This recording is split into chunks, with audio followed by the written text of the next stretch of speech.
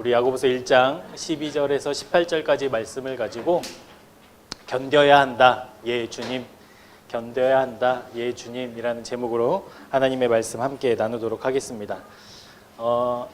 이제 하반기에 이제 제가 설교할 때는 무엇을 해야 된다, 무엇이다라고 했을 때 예 주님이라는 이제 설교의 제목으로 계속 갈 거거든요. 의도한 게 있습니다. 무엇이냐면 우리가 실제로 그렇게 살아보자라는 거예요. 살아보자. 우리 지난주에 두 마음은 안 된다 했을 때 그렇지 안 되지가 아니라 정말 내 마음이 두 개, 세 개 세상에 쪼개지지 않도록 내가 그렇게 순종하며 살겠습니다. 그 순종으로 한 주를 살아보고 또 이번 주에는 견디라 말씀하셨으니 힘들고 어렵고 여러 가지 상황 속에서도 견뎌내 보는 그렇게 순종으로 우리의 삶의 주의 말씀이 이루어지는 그런 의도가 있습니다. 그래서 오늘 주시는 말씀을 통해서 여러분 주님이 주신 능력으로 멋지게 견뎌내는 우리 새생명교회 교우들 되시기를 주님의 이름으로 축복합니다. 설교의 목적을 먼저 말씀드리도록 하겠습니다. 설교의 목적은 오늘 설교 제목처럼 여러분들이 견디게 하는데 설교의 목적이 있습니다. 견디게 하는데. 여러분 무엇을 견뎌야 될까요? 모든 것을 견뎌야 됩니다. 우리가 견뎌야 하는 것들을 다 견뎌야 합니다. 그것을 견디게 하는 게 오늘 설교의 목적입니다. 그런데 여러분 그냥 무작정 참고 견뎌라 라고 얘기한다면 그것만큼 막막하고 힘든 일 없잖아요. 그것만큼 힘든 일이 없는데 그러면 이 견디게 하는 힘, 견딜 수 있게 만드는 그 원리가 무엇인가 오늘 말씀을 통해서 하나님의 은혜를 발견하는데 설교의 목적이 있습니다. 참고 견딘다라는 것은 누구에게도 쉽지 않은 일입니다. 이 세상에서 아무리 의지가 많은 사람이라고 하더라도 의지가 강한 사람이라고 하더라도 그 사람에게 참고 견디는 일은 여전히 어려운 일이거든요. 그럼에도 불구하고 여러분 아이러니하게 우리 각자는 다 참고 견디며 살아가고 있다라는 거예요. 여러분 아침에도 많이 참으셨죠? 많이 견디지 않으셨어요? 견뎌내면서 우리는 그렇게 살고 있거든요. 견디는 일은 누구에게라도 어려운 일입니다만 그러면 이 견디는 것이 아예 불가능한 것이 아니라 실제로 참고 견디고 인내하는 경우들도 있다라는 거예요. 예를 들면 이런 것이죠. 여러분 우리가 견뎌야 되는 분명한 목적이 있어요. 그러면 견딜 수 있을까요? 없을까요? 있죠. 견뎌야 될 분명한 목적이 있으면. 또 한 가지, 내가 이것을 견딤으로 인내함으로 내가 얻어낼 분명한 어떠한 목적이나 어떠한 열매, 상급이 있다면 여러분 견디겠죠? 성과급 많이 줄 테니 야근해라 하면 합니까? 안 합니까? 할 수 있죠. 돈 안 주고 하라고 하면 힘들지만 너 일한 만큼은 보상해 줄게라고 한다면 할 수 있죠. 그러니까 어떤 분명한 목적이 있다면 우리는 견디게 됩니다. 아마 저를 비롯해 군대에 다녀오신 우리 형제님들이 산 증인일 텐데 여러분 군대에 가면 한 이야기를 듣는데 피할 수 없으면 뭐 해라? 피할 수 없으면 군대 안 다녀오셨어요? 즐겨라. 피할 수 없으면 즐겨라. 네. 군대 입대하고 한 일주일 안에 이 소리 듣거든요. 이제 군대 들어왔으니 이제 피할 수 있어요? 없어요? 없어요. 후회하고 내가 여기 왜 왔지? 그러다가 이제 피할 수 없는 현실을 마주하게 돼요. 그때 이제 즐겨라 라는 거거든요. 근데 실제로 즐길 수는 없더라도 여러분 군대 생활 버틸 수 있어요? 없어요? 있죠. 왜요? 제대하는 날이 정해져 있잖아요. 이제 참고 견디면 내가 제대하는 날 반드시 오거든요. 그리고 저는 이제 그렇게 마음을 고쳐먹은 게 있었거든요. 내가 군대에서 이렇게 2년 넘는 시간을 보내게 하신 하나님의 계획이 분명히 있을 거야. 나는 이해할 수 없지만 왜 내 가장 이 아름다운 청춘의 시기에 2년이라는 시간을 지금 여기에 갇혀 있어야 되나? 라는 것은 내 생각이었지만 분명히 하나님이 2년이라는 시간을 통해서 나에게 주고 싶은 것들이 있을 거야 라는 마음을 고쳐먹으니까 힘들고 괴로운 군 생활을 버틸만 해지더라고요. 그래서 지금을 보면 이 견디고 버티는 것이 쉽지 않은데 앞을 내다보면 어떤 목적지나 결말을 우리가 생각하면 견딜 수 있다라는 거예요. 그런데 여러분 그게 뭐 어떤 동기가 되었든지 간에 참고 견디는 일은 우리에게 유익할까요? 유익하지 않을까요? 유익합니다. 절대적으로 유익해요. 참고 견디는 일은 절대적으로 유익합니다.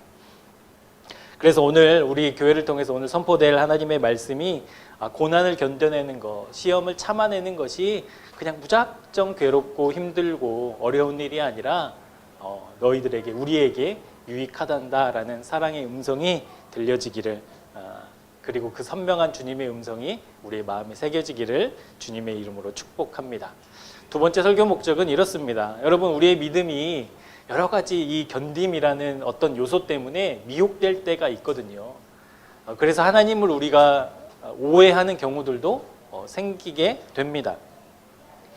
우리가 사랑의 하나님을 믿죠. 완전하신 하나님을 믿고 전능하신 하나님을 우리가 믿습니다. 그럼에도 불구하고 이 견딤, 이 상황에 우리가 매몰되다 보면 우리가 그 하나님을 오해하는 일이 너무나 많다라는 거예요. 우리 지난주에 부부에 대해서, 그 창세기의 부부의 원형에 대해서 우리가 함께 살펴보지 않았습니까? 이 하나됨이라는 것이 서로 떨어져 있는 두 사람이 부부로 완전히 융합되어 하나가 되는, 그것이 성경에서 말한 부부라고 말씀드렸잖아요. 그런데 그렇게 하나 되어야 될 부부가 서로 의심하기 시작한다면, 서로 믿지 못하기 시작한다면, 그리고 서로 감시하기 시작한다면 여러분, 그것만큼 불행한 결혼 생활이 어디 있겠습니까? 마찬가지로 우리와 하나님 사이에 우리가 하나님을 믿는다고, 전능하시다고 우리가 고백하면서도 여전히 그 하나님을 의심의 눈초리로 쳐다보고 있다면, 하나님이 행하시는 그 일들을 내가 신뢰하지 못한다면, 과연 하나님이 나에게 이런 일을 행하실까? 끊임없이 의심의 눈으로 우리가 바라보고 있다면, 내 뜻만 주장하고 있다면 여러분, 그것만큼 헛된 신앙생활도 없다라는 거예요. 하나님으로 날마다 감격스럽고 기쁘고 감사한 시간들이 아니라, 하나님 날 못 잡아먹어서 안달입니까? 하나님 날 괴롭게 하지 못해서 안달이십니까? 라는 질문으로 채워지는 우리의 신앙생활이 되지 않기를 바랍니다. 헛된 거거든요. 우리가 방향을 잘못 잡은 것이고 그 길은 믿음의 길이 아니거든요. 그 길이 선명하게 깨달아지는 귀한 은혜가 저와 여러분에게 부어지기를 주님의 이름으로 축복합니다. 우리가 지난주에 살펴보았듯이 이 야고보서는 흩어져 있는 12지파, 그러니까 믿음의 형제들에게, 믿음의 지체들에게 편지를 보내고 있는 겁니다. 이 편지 초반부에 보면 그들이 어떤 어려움을 당하고 있어요. 믿음의 환난, 시험을 당하고 있는 것이죠. 그때 야고보는 그들에게 지혜를 구해라 라고 이제 권면하고 있습니다. 여러분, 지혜가 무엇인가요? 세상도 바라보고 하나님도 바라보는 것이 지혜가 아니라, 그 둘을 균형 있게 차별 없이 똑같이 바라보는 것이 지혜가 아니라 하나님만 바라보는 것, 그것이 지혜라고 말씀드렸습니다. 하나님만 바라보는 것, 하나님만 신뢰하는 것, 그것이 참 지혜인데, 여러분, 이 지혜를 우리가 어떻게 공급받을 수 있어요? 무엇을 통해서? 기도를 통해서. 하나님, 내 마음을 주님께 드리고 주님의 그 사랑과 은혜, 믿음 나에게 허락해달라고 간절한 기도로 우리는 그 지혜를 구할 수 있습니다. 그러면 하나님이 그 기도를 들으시고 우리에게 지혜를 주시죠. 믿음을 허락해 주십니다. 지난 일주일 동안 여러분의 기도는 어떤 기도였습니까? 여러분에게 한번 여쭤보고 싶어요. 개인적으로. 여러분이 일주일 동안 기도했던 그 기도의 제목들은 무엇이었습니까? 그리고 그 기도에 어떤 기도가 응답되길 여러분 그렇게 기도하셨습니까? 그리고 그 기도의 시간을 통해서 하나님이 우리를 향하신 하나님의 계획과 뜻, 그리고 살아계신 그 하나님, 전능하신 하나님과의 또 교제까지도 연결된 기도였는지 한번 여쭤보고 싶습니다. 야고보 사도가 지금 그 고난에 빠진, 환난에 빠진, 어려움을 당하고 있는 믿음의 형제들에게 묻고 있는 것이 이거였거든요. 너희들 괴롭고 힘들구나, 어렵구나, 어려운 일에 빠졌구나. 그때 우리 하나님께 지혜를 구하자, 기도하자, 우리를 도와주실 거야 라고 권면하고 있거든요. 이런 권면에도 불구하고 그 믿음의 형제들 역시도 이 환난을 견디고 참는 것이 꽤나 어려웠던 모양입니다. 그리고 믿음과 소망이 있지만 내 현실에 다가온 그 어려움들을 우리가 직접 만나게 되면 그건 또 다른 차원의 문제가 이제 돼버리고 말잖아요. 그만큼 시험을 견디고 참는 것은 참 누구에게나 쉽지 않은 일이라는 것을 새삼 깨닫게 됩니다. 그래서 12지파, 그들이 정통성이 있었고 믿음이 있었고 실제로 그리스도의 복음을 위해서 헌신했던 그들조차도 찾아온 시험과 환난 앞에서는 이제 힘들어하는 그런 모습들을 이제 보게 된다라는 것이죠. 쉽지 않은 일이지만 때로는 너무나도 힘들고 괴로운 일이지만 그럼에도 불구하고 견뎌내야 한다라고 야고보는 말씀하고 있습니다. 왜 그럴까요? 힘들고 어려우면 좀 투정도 부리고 좀 화도 한번 내고 한바탕 소리 지르면 좋겠는데 그러지 말고 견뎌내라고 하니 왜 견뎌내라고 하는지 12절 말씀 우리 같이 한번 보도록 하겠습니다. 오늘 어쩌면 설교의 결론과도 같은 말씀인데요. 왜 이렇게 힘들고 어려운 환난 가운데 우리를 견뎌내라고 하시나 우리 12절 말씀 같이 한번 읽어보겠습니다. 시작. 시험을 참는 자는 복이 있나니 이는 시련을 견디어낸 자가 주께서 자기를 사랑하는 자들에게 약속하신 생명의 면류관을 얻을 것이기 때문이라. 아멘. 여러분 이 말씀에 따르면 하나님께서는 환난과 시험을 어떻게 사용하신다라는 거예요? 환난과 시험을 통해서 무엇을 주신다는 거예요? 생명의 면류관. 결국 하나님이 선택하시고 하나님이 부르신 그 믿음의 사람들은 결국의 목적지는 어디라는 거예요? 생명의 면류관이라는 거예요.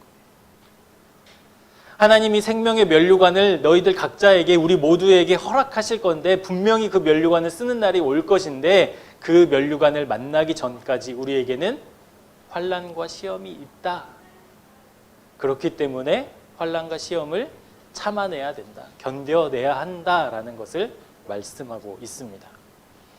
여러분 면류관 받으러 가는 길까지 우리는 살아내야 되잖아요.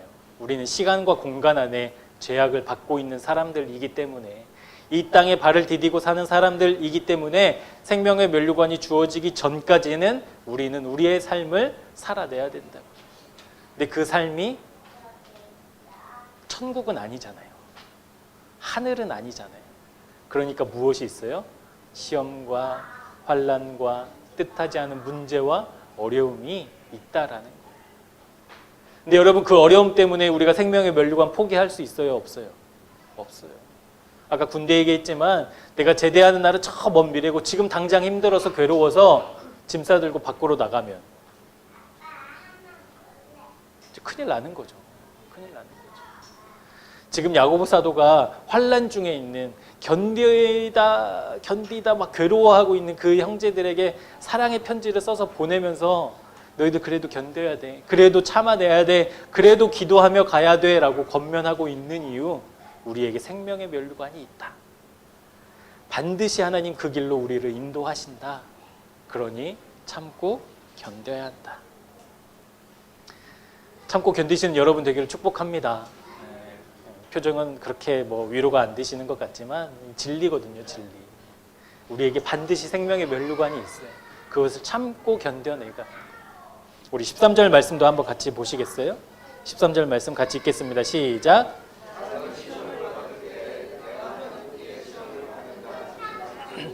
하나님은 악에게 시험을 받지도 아니하시고 아무도 시험을 하지 아니하시느니라. 아멘. 여러분 보통의 죄송합니다. 보통의 사람들이 시험을 받으면 환난을 당하면 어려운 일을 당하면 이렇게 반응하거든요. 왜 나에게 이런 일이 일어났냐고. 하나님 내 기도 들으신 거 아니었냐고. 하나님 약속하신 거 아니었냐고. 생명의 면류관. 그런데 왜 이렇게 힘드냐고. 왜 이런 일이 당했냐고. 이런 오해들에 우리가 빠지게 되는 경우들이 많습니다. 그 오해에서 우리가 좀 벗어나려면 우리가 말씀 한 구절을 좀 찾아봐야 되는데요. 에베소서 1장 2절 말씀인데요. 신약 310쪽에 있습니다. 에베소서 1장 2절 말씀. 조금 앞으로 가시면 있거든요. 왜 이렇게 우리를 힘들게 하느냐라는 그 오해에서 우리가 벗어나야 되는데 에베소서 1장 2절 말씀에 그 답이 나와 있습니다. 우리 다 찾으셨으면 우리 말씀 같이 한번 봉독하겠습니다. 시작. 하나님 우리 아버지와 주 예수 그리스도로부터 은혜와 평강이 너희에게 있을지어다. 아멘. 사도 바울은 그가 신약 성경 중에 13권의 그 서신서를 기록하지 않았습니까? 각 지역마다 각 사람들마다 사도 바울은 편지를 보낼 때 꼭 안부를 물어요. 뭘로 묻냐면 은혜와 평강으로 묻습니다. 은혜와 평강. 뭐 은혜를 우리가 따로 얘기하지 않아도 오늘은 특별히 좀 평강에 대해서 말씀을 좀 나눠보고 싶은데요.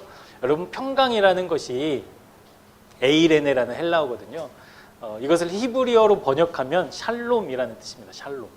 여러분 샬롬의 뜻이 무엇인지 혹시 알고 계세요? 샬롬? 평화라는 뜻입니다. 평화. 평화라는 성경적인 평화의 의미는 우리가 생각하는 그 평화보다 조금 더 깊은 의미가 있어요. 어떤 의미가 있냐면 서로 대적하고 있는 어떤 이제 사람들이 있어요. 근데 이 사람들이 서로 총부리를 겨누고 칼과 창을 막 겨누고 있어요. 근데 우리가 말하는 평화는 이제 더 이상 서로 칼과 창을 마주보고 있지 않은 상태를 우리는 평화라고 이야기하잖아요. 그런데 성경에서 말하는 평화는 어떤 의미냐면 서로 그렇게 칼과 창, 총을 막 마주하고 있는 그 상황에서 이제 그것을 내려놓는 거예요. 그냥 내려놓을 뿐만 아니라 이제 우리 그러지 말자고 손을 붙잡는 것이고 부둥켜 안는 것이고, 근데 그뿐만이 아니라 부둥켜 안고 손을 맞잡고 이제 같은 방향으로 걸어가는 데까지의 평화를 샬롬이라고 이야기합니다. 그러니까 우리나라에 좀 잇대어 보자면 그냥 우리가 통일해서 한반도에 평화가 찾아오는 게 아니라 이제 남과 북이 한 마음이 되어서 이제 우리의 민족을 위한 영광을 위해, 영화를 위해 한 마음으로 이 민족의 역사를 새로 써나가자까지 가는 게 이제 평화라는 거예요. 성경에서 말하는 그 평화. 여러분 이 평화가 어디에서 완성되었을까요? 성경에서 말하는 이 평화가 십자가에서 완성되었습니다. 그러니까 사도 바울이 경험한 은혜와 평강은 십자가를 의미해요.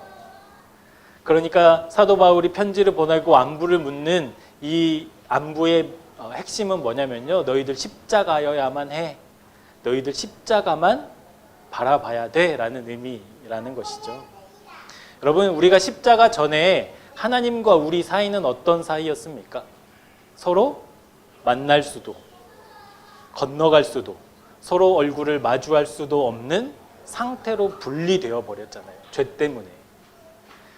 그런데 이 땅에 독생자 예수 그리스도가 오셔서 십자가를 지심으로 말미암아 하나님과 사람 사이에 놓여진 그 건널 수 없는 간극을 십자가로 메꾸셨다라는 거예요.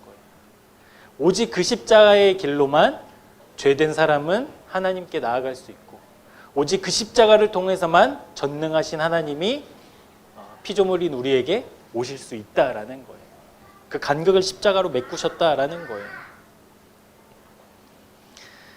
그러니까 하나님과 우리와의 그 하나 될 수 없는, 만날 수 없는 그 비극이 십자가에서 완성되었다라는 것입니다. 그러니까 하나님과 우리 사이에 참 평화, 참 연합, 서로 손을 잡고 부둥켜 안고 하나님의 영광의 나라로 함께 걸어가는 그 일이 십자가를 통해서 현실되었다라는 것이죠. 그래서 이 십자가를 통해서 우리는 누구와 이제 화평하게 되었습니까? 평화하게 되었습니까? 하나님과 평화하게 되었어요. 하나님과 평화하게. 그런데 여러분 잘 생각해 보세요. 내가 이제 하나님과 평화를 이루었으니 이제는 무엇과는 불화일까요? 세상과는 불화입니다. 그 전에 십자가 전에는 우리는 어디와 평화였어요? 세상과는 평화였죠. 뭐 평화 정도일 뿐인가요? 우리가 세상이었죠. 세상과 하나 되어 살았어요. 그래서 이것이 죄인지도 이것이 잘못인지도 이것이 지금 내가 잘못 가고 있는지도 인식조차 못하는 존재가 우리였는데 이제 하나님과 평화를 이루고 보니 무엇이 걸리기 시작해요? 세상이 걸리기 시작하는 거예요.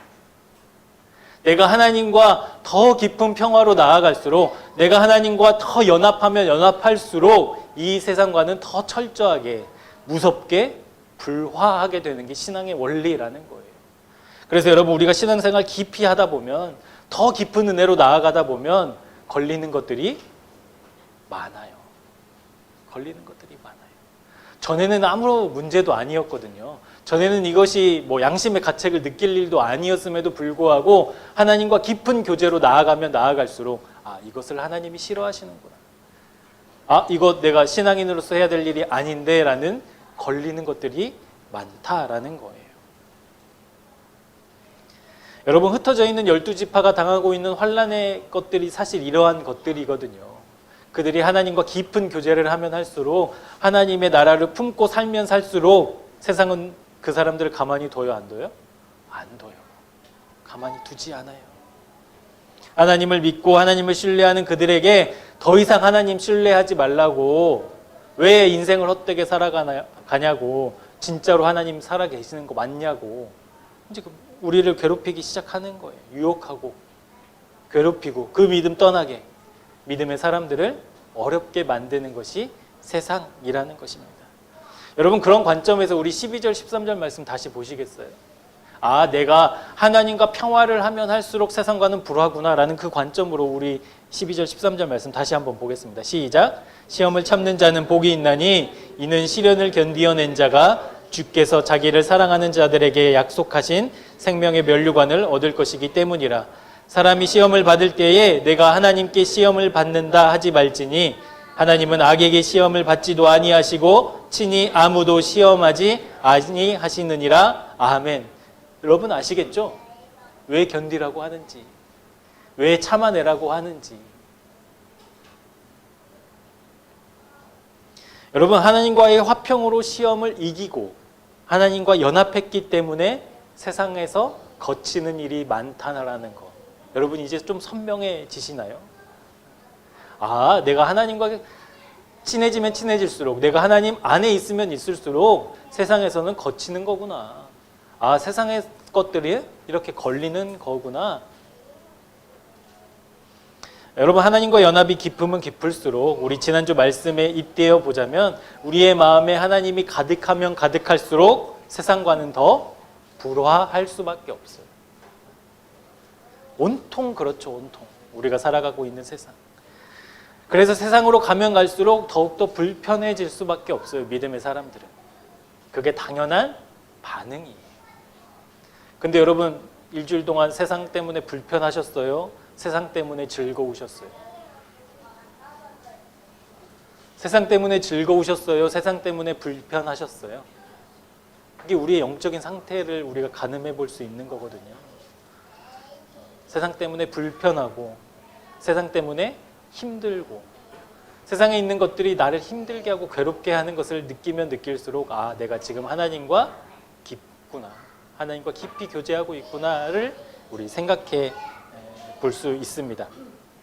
그래서 야고보 사도가 16절에서 이렇게 형제들의 흔들리는 그 마음을 다잡고 있습니다. 내 사랑하는 형제들아, 속지 말라. 속지 말라. 이것을 원어적으로, 원어의 의미를 조금 더 깊이 살려서 이 말씀을 번역하면, 사랑하는 형제들아, 믿음을 잃지 말라라고 말하고 있는 거예요. 믿음을 잃지 말라. 하나님이 우리를 괴롭게 하는 분이시고, 우리를 힘들게 하시는 분이시고, 하나님이 우리를 사랑하지 않으셔서 지금 내가 이렇게 괴로운 거야, 힘든 거야 라는 그 유혹에 넘어가면, 우리가 그 하나님을 오해하게 되면 우리의 믿음을 잃게 된다라는 경고의 말씀입니다. 사랑하는 여러분, 하나님은 절대 우리를 시험하지 않으세요. 하나님은 우리를 괜히 괴롭게 하시는 게 아니에요. 우리의 어려움과 괴로움과 슬픔과 눈물을 즐기시는 하나님이 아니시라는 사실이에요. 절대로 그렇습니다. 절대로. 여러분, 우리가 하나님을 믿잖아요. 아멘? 네, 우리가 하나님을 믿어요. 하나님을 믿으면 얻게 되는 것이 있어요. 그게 무엇이죠? 우리가 하나님 믿으면 무엇을 받나요? 구원을 받죠. 구원. 하나님을 믿으면 구원을 받습니다. 그런데 우리가 이 두 가지 측면에서 구원을 잘 생각하고 여러분 묵상하셔야 되는데, 한 가지 구원은 뭐냐면요, 우리의 신분의 구원이라는 거예요. 신분의 구원. 우리가 하나님을 믿었어요. 믿는 즉시 무엇을 받죠? 구원을 받죠. 우리가 믿는 즉시 구원을 받았다는 것은 우리가 믿으면 누구의 자녀가 되는 거예요? 하나님의 자녀로 되는 거예요. 인치심을 받는 거예요. 우리가 하나님을 믿는 순간에 우리의 신분이 죄인에서 의로운 존재로 바뀌어지게 되는 거예요. 그 순간에. 그러니까 신분은 하나님을 믿는 그 즉시 바뀌게 되는 그 신분입니다. 그래서 그것을 구원이라고 이야기합니다. 믿음으로 우리는 하나님의 자녀가 되고, 믿는 그 순간에 하나님은 우리의 아버지가 되는 것. 그것이 구원의 이제 놀라운 은혜잖아요. 그래서 이 신분의 변화는 우리가 주님을 믿을 때 즉시 우리가 받게 되는 거예요. 그런데 또 한 가지 우리가 생각해 보아야 할 구원의 문제는 바로 수준의 문제라는 거예요. 이것을 신학적인 용어로 성화라고 이야기합니다. 성화.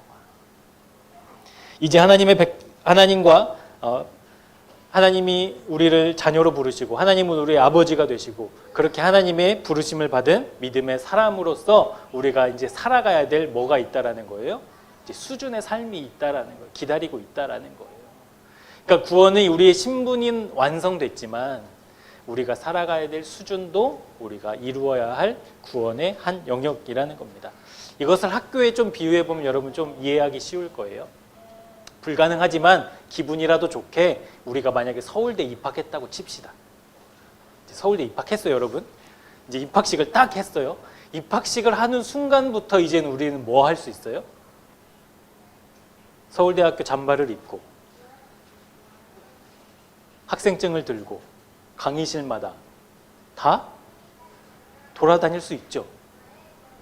외부인 출입금지 나와는 상관이 없는 이야기가 되어버리잖아요. 2,500원짜리 학식도 먹을 수 있고요. 낙성대역에서 다니는 셔틀버스도 탈 수 있어요. 입학을 하는 순간부터. 학생으로서 누릴 수 있는 모든 권리를 이제 누릴 수 있게 된다고요. 이게 우리의 신분의 문제예요. 신분. 우리가 구원받으면, 하나님을 믿으면 그때 우리는 하나님의 자녀가 되는. 근데 이제 서울대 들어갔어요. 뭐 시험도 잘 봤겠고 공부를 잘 했기 때문에 들어갔겠죠. 근데 입학하고 나니까 대학의 그 자유로움이 너무 좋아서 이제 대학 공부를 안 해요. 그리고 만나는 친구마다 너 수능 몇 점 맞았어? 너 몇 등급이었어? 나보다 공부 못했네? 이러고 4년을 보내요. 그럼 여러분 졸업할 때, 아니 졸업도 갈 것까지도 없고, 여러분 그런 사람이라면 서울대 간 게 자랑이에요. 서울대 간 게 조롱거리예요. 조롱거리가 되지 않겠습니까? 자기가 시험 본 그 과거의 점수에 얽매여가지고 한 치 앞도 나아가지 않는 그 4년을 보냈다면 서울대 나온 것이, 서울대 졸업장을 얻은 것이 여러분 조롱거리가 되고 말잖아요. 이게 수준의 문제라는 거예요. 입학은 다 같이 했어요. 하나님을 향해서 우리가 믿음을 고백하고 우리의 마음에 주님 오셔서 우리가 하나님의 자녀가 다 되었어요. 그런데 이 수준의 문제에서 나는 힘든 거 싫고 나는 하나님께 좋은 것만 얻고 싶어 라는 신앙생활을 한다면 우리의 구원은 조롱거리가 된다는 거예요. 조롱거리. 여러분 공부가 그냥 되나요? 여러분 공부 다 해보셔서 아시겠지만 공부 그냥 앉아있으면 됩니까? 뭐 해야 돼요? 집중해야 되잖아요. 반복해야 되잖아요. 견뎌내야 되잖아요. 저렇게 날씨 좋고 벚꽃 떨어지는데 그걸 참고 견디고 책상 앞에 앉아 있어야 되잖아요. 공부도 그냥 되지 않는데 믿음은, 신앙생활은 당연히 그냥 안 되죠. 왜요? 하나님이 우리의 수준을 원하시기 때문에. 구원받은 사람으로서의 수준. 그래서 여러분 하나님께서 우리가 살면서 만나는 많은 문제와 어려움은 그것을 통해서 하나님이 너희들 괴롭지 힘들지 이것을 보시려는 게 아니라 그 괴로움과 문제를 통해서 하나님이 우리를 자라나게 하시고자 하시는 하나님의 놀라운 구원의 계획이라는 거예요. 구원의 계획. 그래서 하나님은요 문제를 막아주시는 것으로 그 문제를 해결받는 것으로 일하시지 않으세요. 그것으로 하나님의 전능하심을 나타내지 않으세요. 하나님은 철저하게 그렇게 일하십니다.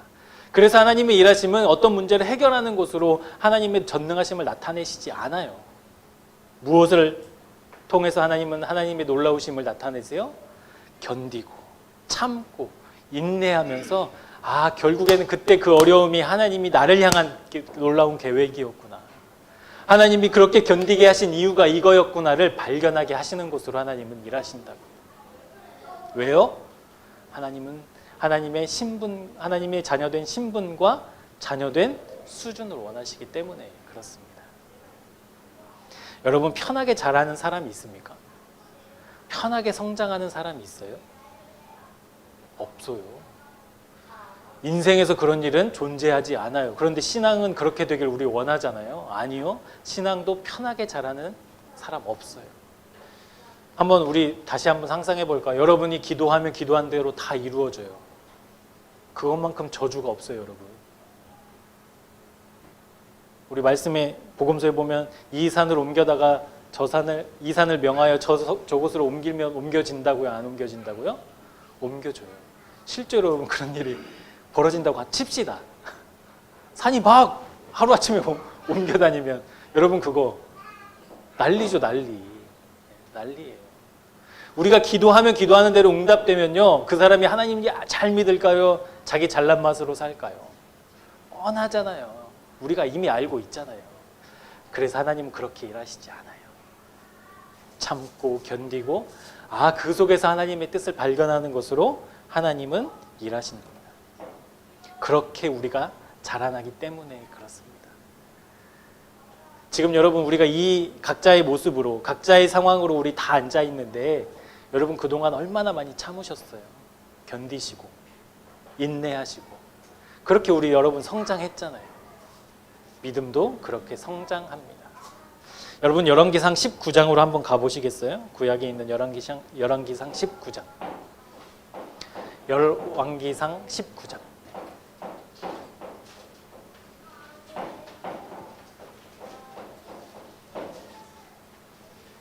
열왕기상 19장을 가보시면 이 19장에는 어떤 말씀이 있냐면 이제 엘리야에 관한 말씀인데 18장에 그 전장인 18장에 보면 이제 바알과 아세라 선지자들과 갈멜산에서 믿음의 전투를 벌이는 그리고 위대한 승리를 이룬 이제 그 엘리야의 모습이 기록되어져 있습니다. 그런데 이어지는 19장에 보면 그 위대한 승리를 경험했음에도 불구하고 엘리야가 지금 좌절에 빠진 모습이 나타나거든요. 힘들고 괴롭고 그래서 지쳐 포기하고 있는 엘리야의 모습이 기록되어져 있습니다. 우리 19장 14절 말씀 한번 우리 같이 보도록 하겠습니다. 같이 한번 말씀 읽어볼게요. 시작.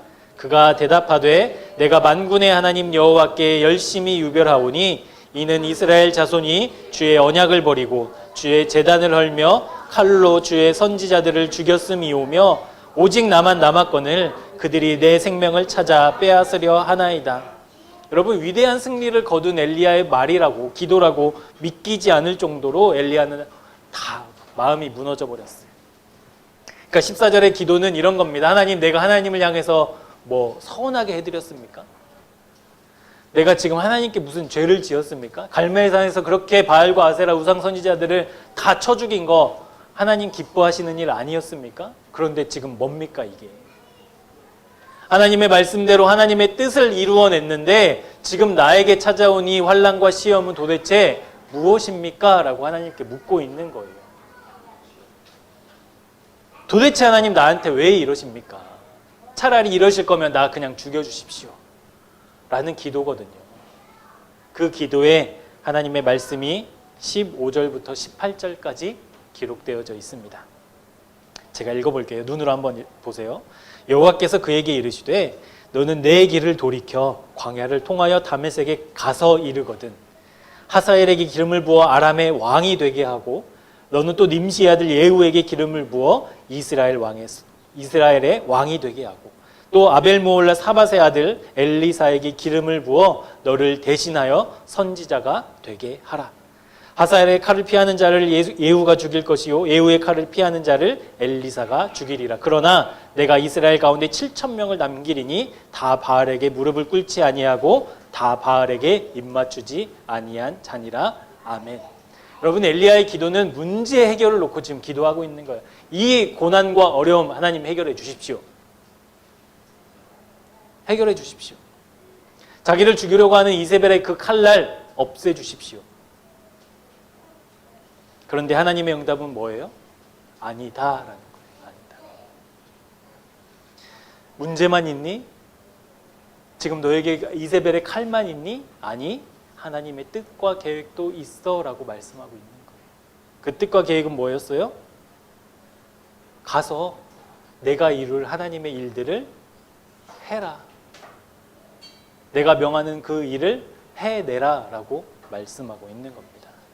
7천 명을 남겨둘 테니까 걱정하지 말고 가거라. 가서 새로운 역사를 이어가자. 하나님 그렇게 말씀하고 있는 겁니다. 지금 엘리야는 죽을 것 같이 괴로운데 일어나 길을 떠나라니요. 여러분, 서운하잖아요. 나는 힘든데 위로 좀 해주시지. 아니면 조금이라도 뭔가 힘을 낼 수 있는 상황을 만들어 주시지. 하나님은 여지없이 가라라고 말씀하고 있습니다. 이 아람의 왕과 이스라엘의 왕을 세우고 너의 후계자로 엘리사를 세우고, 여러분 이 말씀은 어떤 뜻일까요? 다 끝난 것 같지만, 이제 망한 것 같지만, 이제는 소망이 없어 보이지만, 아니, 하나님은 계속 하나님의 계획을 이루어 가신다라는 뜻이거든요. 여러분, 역사잖아요. 아람의 역사, 이스라엘의 역사가 이어진다라는 것이잖아요. 네가 겪는 이 고통과 어려운 문제들을 통과해서 나는 내 일을 분명히 이루어 갈 것이다. 분명히 나는 이 길을 행할 것이다 라는 것이 하나님의 뜻이었습니다. 여러분, 우리가 당하는 모든 일들에 하나님의 뜻이 연결되어 있다는 것이 여러분 좀 선명히 보이십니까? 지금은 괴롭지만, 지금은 힘들지만, 지금은 이 고난 때문에 어렵지만, 이 고난이 하나님의 뜻과 연결되어 있구나. 하나님의 계획과 연결되어 있구나. 그것이 선명하게 보이기를 주님의 이름으로 축복합니다. 그것이 끝이 아니거든요. 사랑하는 새생명교회 교우 여러분, 우리 하나님께서는 우리를 위해서 예수님을 이 땅에 보내주셨습니다. 그리고 예수님께서는 온 세상을 위해 자기 자신을 아낌없이 내어주셨습니다. 그래서 우리는 온전한 은혜와 온전한 평강을 예수 그리스도를 통해 비로소 누릴 수 있게 되었습니다. 여러분, 그렇게까지 우리를 위해 예수님을 내어주신 하나님께서 우리의 괴로움을 가만히 내버려 두실까요? 우리 믿음을 떠나서 논리적으로도 한번 생각해 보시자고요. 자기의 가장 사랑하는 아들 예수 그리스도를 십자가에서 죽이시면서까지 우리를 살리셨다면, 하나님이 그러면 괴로움 속에 있는, 어려움과 환난 속에 있는 우리를 가만히 내어버려 두실까요? 그럴 수 없다라는 것이 성경의 약속입니다. 우리 로마서 8장으로 넘어가겠습니다. 로마서 8장 31절 32절 말씀입니다. 신약 250쪽에 있거든요. 로마서 8장 31절 32절. 우리 다 찾으셨으면 우리 말씀 함께 선포하겠습니다. 시작. 그런즉 이 일에 대하여 우리가 무슨 말 하리요? 만일 하나님이 우리를 위하시면 누가 우리를 대적하리요? 자기 아들을 아끼지 아니하시고 우리 모든 사람을 위하여 내주시니가 어찌 그 아들과 함께 모든 것을 우리에게 주시지 아니하겠느냐? 아멘. 이 세상의 가장 귀한 보물이신 그 예수 그리스도를 우리를 위해 아낌없이 내어주신 주님께서 환난과 고통 가운데 있는 우리를 가만히 내버려 두실 이유가 없다라는 거예요. 그럴 리 없다라는 거예요. 십자가 일을 행하신 예수님께서 여러분 다른 일들을 못 하시겠습니까? 아니요. 그럴 수 없습니다. 여러분, 우리는 흔들리잖아요. 그럼에도 불구하고. 어려운 일을 만나면 흔들리잖아요. 근데 우리 주님은 흔들리지 않으세요. 오히려 그 흔들리는 풍랑을 잠잠케 하시는 능력의 하나님이신 줄 믿습니다. 그래서 여러분, 우리는 주님만 계셔야 돼요. 그래서 우리는 주님만 바라봐야 돼요. 우리 지난주 말씀처럼 우리의 마음에 주님만 거하셔야 돼요. 그래서 우리 마지막으로 고린도후서 4장 7절부터 10절까지 말씀도 한번 찾아보겠습니다. 290쪽에 있습니다. 고린도후서 4장 7절부터 10절까지 말씀. 고린도후서 4장 7절에서 10절까지 이 말씀 우리 같이 한번 읽어보도록 하겠습니다. 시작. 우리가 이 보배를 질그릇에 가졌으니 이는 심히 큰 능력은 하나님께 있고 우리에게 있지 아니함을 알게 하려 함이라. 우리가 사방으로 우겨쌈을 당하여도 쌓이지 아니하며 답답한 일을 당하여도 낙심하지 아니하며 박해를 받아도 버림받지 아니하며 거꾸러뜨림을 당하여도 망하지 아니하고 우리가 항상 예수의 죽음을 몸에 짊어짐은 예수의 생명이 또한 우리 몸에 나타나게 하려 함이라. 아멘. 여러분, 많은 사람들이 내가 질그릇인 것 때문에 괴로워하거든요. 나는 좀 금그릇이고 싶고 멋진 은그릇이고 싶은데 내 현실은 질그릇인 것 때문에 괴로워하고 힘들어하거든요. 그런데 여러분, 우리에는 질그릇이라는 것이 바뀌지 않아요. 바뀌지 않아요. 여전히 우리는 질그릇이에요. 내가 믿음이 좋아도 질그릇이고 믿음이 막 바닥을 치고 있을 그 상황에서도 여전히 우리는 질그릇입니다. 하나님은 우리를 질그릇으로 지으셨어요. 그런데 우리는 자꾸 그 질그릇을 바꿔보려고 시간과 에너지와 힘을 쓰죠. 돈을 쓰죠. 우리 자녀들에게도 야, 너희들 세상에서 조금 더 나은 그릇이 되거라.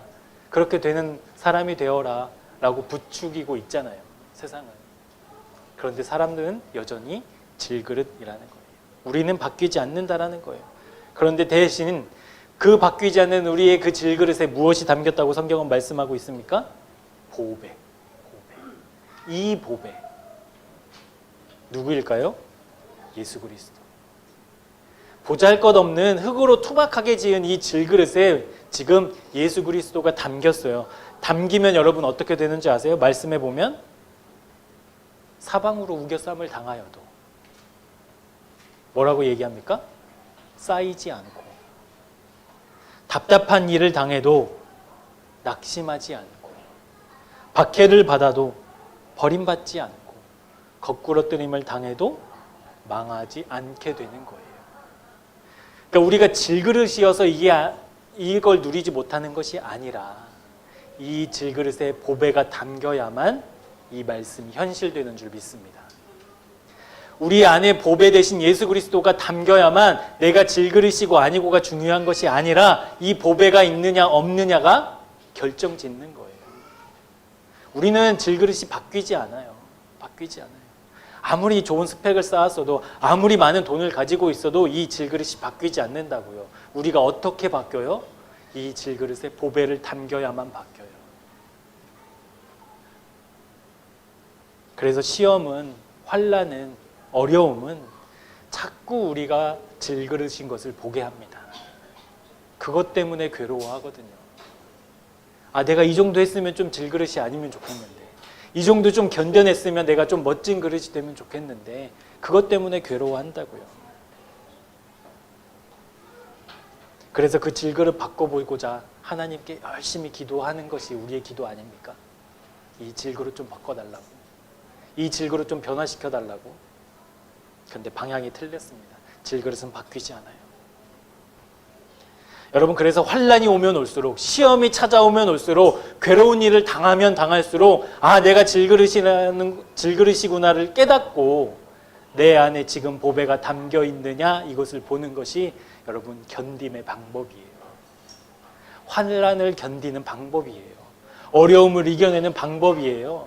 무작정 견디는 것이 아니라 내 안에 보배가 담겨 있는지 그것을 끊임없이 보는 것이 환난과 시험과 어려움을 이겨내는 방법이라는 것입니다.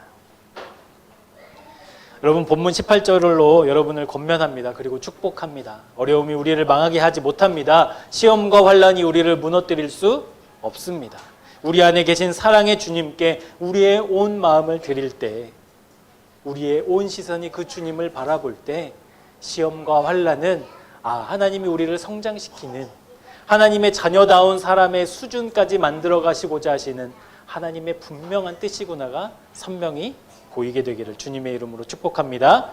그가 그 피조물 중에 우리로 한 첫 열매가 되게 하시려고 자기의 뜻을 따라 진리의 말씀으로 우리를 낳으셨느니라. 하나님은 끝까지 우리를 책임지세요. 끝까지 우리를 돌보아 주세요. 그 주님 분명히 바라보고 그 주님 내 안에 계시는가를 날마다 점검하며 우리에게 찾아온 어려움과 환난, 그것을 기쁘게 견뎌내는 새생명교회 교우들 되시길 주님의 이름으로 축복합니다. 기도하겠습니다. 하나님, 우리 삶에 찾아오는 많은 시험과 유혹과 환난이 버겁습니다. 괜찮은 것 같다가도 어느새 우리의 온 마음을 뒤집어 놓고 흔들어 놓는 그 시험이 끊이지 않습니다.